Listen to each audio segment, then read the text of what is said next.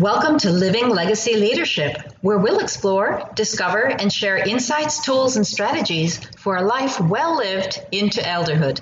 I'm your host, Donna Kim Brand, author, speaker, legacy strategy coach, and creator of the concept Living Legacy, where you choose to live life on your own terms while contributing to people, places, and projects along your life journey. I believe that the life you live is the legacy you leave. Now, the guests I bring to each week all address some unique aspect of learning, leadership, or legacy. This helps you raise your own game as a leader in business and life, and also showcases some extraordinary people who exemplify living legacy leadership. At least once a month, I also offer a training session to skill you in game changer thinking for your own application. So get your notebook ready or sharpen your memory by tuning in your attention, and we'll dive right in. Well, guess what? Today, you get me. I do a lot of thinking. I have one of these tentacle brains that is able to digest and explore multiple topics at the same time. And for me, very often it leads to something creative. Truth be told, sometimes it's a pure muddle as well. That's how it works. The creative process is one where you try to focus on a result you want to achieve and put into play your insights, tools, and strategies. And depending on the demands on your either time or your resources or the scale and scope of what it is you're trying to create, then you invest time doing your research, you incubate the information and winnow and sort out what's useful for the objectives at hand, knowing that full well lots of the information you have to drop by the wayside for the time being in order to go towards the result you're seeking to achieve. Now, today, I'm actually going to discuss a little bit about a topic that's very dear to a lot of our hearts, I know. It's about making a difference. In fact, I've entitled the talk, Mad About Making a Difference. Mad not meaning hoo-hoo, crazy, although some people are, and obsessive about what it is they want to make a difference about. But it's more like being, full of energy and full of enthusiasm about making a difference, because after all, that is part of the definition of living legacy. It's how we can find what really makes ourselves and our life patterns and experiences make sense and makes us tick so that we feel motivated to jump out of bed in the morning and sometimes go through difficult tasks and make difficult choices because we feel like it's leading towards something useful and worthwhile. So talking about making a difference today, we're going to explore some easy ways to impact others. Now, while I have lots of ideas myself all the time, in fact, it's very hard for me to turn off the spigot sometimes and go to sleep or just relax and rest. Other times I find that someone else has already done the work for me. They've already laid out a clear focus. They've done the research. They've incubated on the thoughts and come up with very useful, valuable, and good information. And actually, that happens to be the case today. So I'm going to tap the resources of an icon we all know and many people love to inspire you with lots of cool and inventive ways to make a difference, either on a single life, because like the old starfish story, it matters to that one.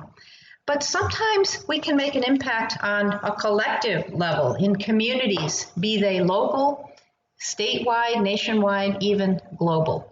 So this icon that I'm referring to is none other than good old Oprah Winfrey. So if you happen to subscribe to the Oprah magazine, I will be pulling from her March issue in 2020. So in this case, I'm dating my show, but some of the resources might end up dated over time anyway, so that would be useful for you to know, so you can be relevant if you decide to follow up on some of them. So as you know, Oprah has a spiritual philosophy about how she approaches not just her former TV show, and now Weight Watchers, or whatever they call it, WW, as a healthy way of eating and maintaining your body as an optimum machine or tool for doing good in the world. But her team has pulled together some really different and inventive approaches to impact others and make a difference. So I thought in this case, I will let them speak for themselves and do the work. So starting with number 1, it says here, and I'm going to quote some from her magazine, serve up some leftovers. Now, what do we mean by that? Just over 11% of American families don't have enough to eat, but 40% of the food in this country ends up in the trash. So the math didn't add up for Robert Lee, who's the son of Korean immigrants, who was raised in a food insecure household. That's a new politically correct term, by the way, food insecure household, where they never knew where the next meal was coming from, in Queens, New York. So Robert launched Rescuing Leftover Cuisine, which crowdsources volunteers to ferry extra food from restaurants, shops, and schools to homeless shelters, soup kitchens, and other charitable organizations. And those extras add up. In 2019, the organization directed, listen to this, 1.9 million pounds of food, or roughly 17 tons per week. That's pretty scary. That's all food waste that was recycled and gifted to those who didn't have enough to eat. Now, the group operates in 16 cities from Amarillo, Texas to Seattle, with volunteers signing up online to staff pickup and drop-off events near them, cutting waste and feeding the hungry in an hour or less per session. So if you're looking for something that doesn't take a lot of time but really makes a difference to those who are the recipients, look up Rescuing Leftover Cuisine.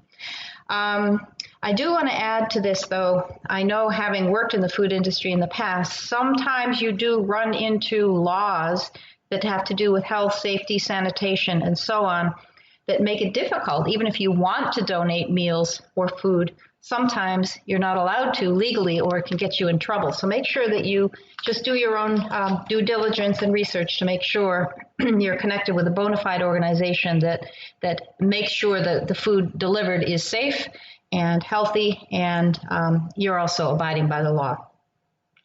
Okay, so here's a second one. Feel indestructible. How are you going to do that?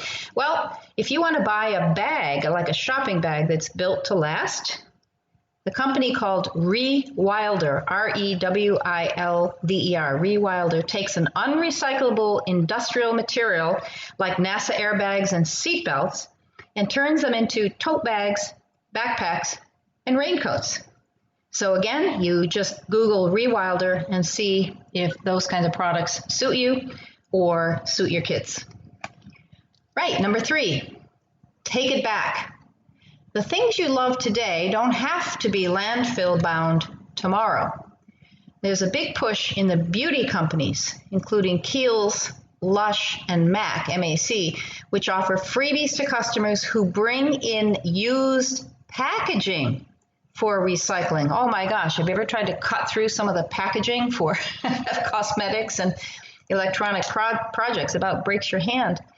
So Levi's and Madewell, M-A-D-E-W-E-L-L, will give you a discount on or cash towards new jeans in exchange for your old denim, and the North Face and H&M accept any type of clothing, and we pay you with a coupon to use on their brands. So this is a good thing to inculcate, not just for yourself, but for your kids, especially teenagers who want to stay fashionable and sort of trendy, and at the same time allows them to do an exchange that offers value to others while they get an upgrade in their wardrobe. So that's a great idea. Okay, number 4, welcome a refugee. For proof that refugees make America great, think about Albert Einstein, Madeleine Albright, Marc Chagall, even Gloria Estefan. If you use Google to research them, you can thank the search engine's refugee co-founder, none other than Sergey Brin, whose family fled anti-Semitism in Russia when he was a child. He was one of the co-founders of Google. The least of those who were born here can do is act as a greeting committee for our newest neighbors in Iowa, Michigan, New York, North Carolina, Ohio, Pennsylvania, and Vermont. The U.S. Committee for Refugees and Immigrants trains mentors to help newcomers learn English, get a local library card, and even navigate the grocery store. You can teach job skills, act as a reading buddy for a child, assist parents in setting up a new home, or maybe even drive someone to an appointment. World Relief partners with religious and civic organizations in 10 additional states to provide similar services to incoming future Americans. So it's called World Relief, and also the U.S. Committee for Refugees and Immigrants, if being a mentor in this way tickles your fancy. I know I was an exchange student in Korea right after high school, attended 2 universities and did some studying of Korean language to the degree that, I don't know, somehow or another I picked it up fairly easily and was even able to translate a book of literature by a famous Korean author back in the day. I couldn't do that now. But I had good conversational ability and somehow was able to translate for a lot of people, even though, frankly, my fluency was minimal or mediocre.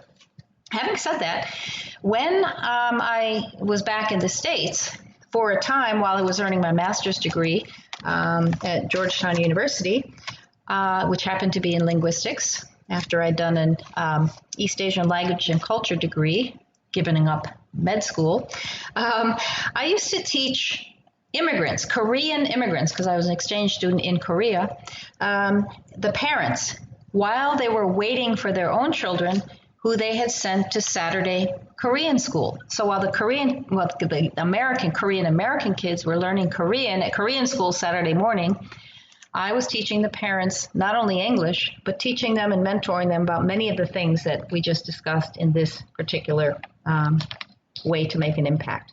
So it's very impactful, and it helps to be aware of the dynamics surrounding this, because in the day, it was a few decades ago now, immigrants didn't want to be seen as different, so they wanted to learn English, and the kids were embarrassed that their parents didn't speak English. And so there were additional dynamics of psychological and emotional pressures that added to the complexity, so it wasn't a pure language learning experience. It was really empathizing and trying to fill the gaps from those other needs on a different level. So it can be very, very rewarding. It certainly was for me. Okay, here's a 5th way to make impact and make a difference. Clean up to help out. I'm sure you've heard of Marie Kondo. She's the Japanese lady who's made an absolute fortune telling you to hold your personal items in your hand and decide if it brings a vibration of joy. If it does, keep it. If it doesn't, toss it or donate it. So here's a Kondo can do. Fill an empty box from online purchases, i.e. when something comes into your household, fill a box and send other things out. So fill an empty box from online purchases with gently used toys, clothes, or household goods that you don't use very often or ever. Then visit givebackbox.com, givebackbox, givebackbox.com, and print out a prepaid, i.e. free to you, shipping label. So tape up the box, slap on the label, schedule a U.S. Postal Service or UPS pickup, and Give Back Box will donate your items to charities that sell them to fund community philanthropies such as job placement programs. So that's a pretty good way to manage your stuff, your clutter, at the same time make an impact and fill a need that others may have, either directly through the items that you send or from the funds they collect and then pass on to the respective charities. Awesome. Okay, now number 6, of course, you'll note that this is particularly near and dear to my heart because it's about leaving a legacy. So there's a group